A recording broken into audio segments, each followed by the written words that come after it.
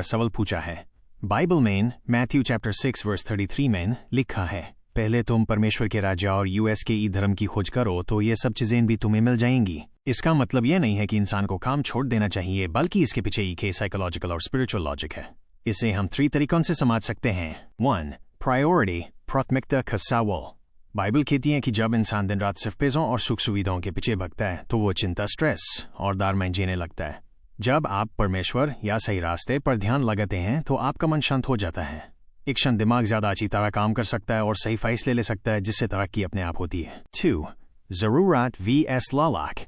इस आयत वर्स का मकसद इंसान को लालच से बचाना है।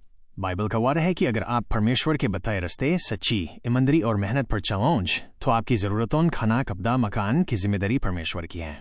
जब इंसान सही रास्ते पर चलता है तो USKE काम में बरकत होती है और सुविधाएं USKE पीछे आती हैं, न कि वो सुविधाओं के पीछे भगता है। 3. मेहनत का महत्व। बाइबल में ही ये भी लिखा है, जो मेहनत नहीं करेगा वो खाएगा भी नहीं। इसलिए परमेश्वर की खोज का मतलब ये बिल्कुल नहीं है कि आप घर भेज जाएं।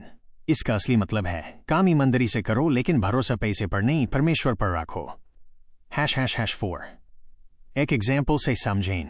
जैसे एक बच्चा अगर सिर्फ चॉकलेट और खिलौने, सुख सुविधा मांगता रहे तो शायद यूज न ले, लेकिन अगर वो अपनी पढ़ाई और माँ बाप की बात, सही रास्ते पर ध्यान दे तो माँ बाप USKE हर जरूरत और ख्वाहिश अपने आप पूरी कर देते हैं।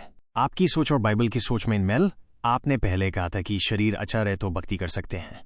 बाइबल भी यही कहती है कि तुम्हारा शरीर परमेश्वर का मंदिर है, इसलिए इसका ध्यान रखना जरूरी है। जब बाइबल कहती है सुविधाएं मिल जाएंगी तो USKE मतलब है कि आपको उनके लिए परेशान होने की जरूरत नहीं पड़ेगी, क्योंकि सही रास्ते पर चलने वाला इंसान कभी भूखा नहीं रहता। क्या आपको लगता है कि आज के वक्त में लोग सुविधाओं के पीछे भगते हुए अपनी शांति खो चुके हैं?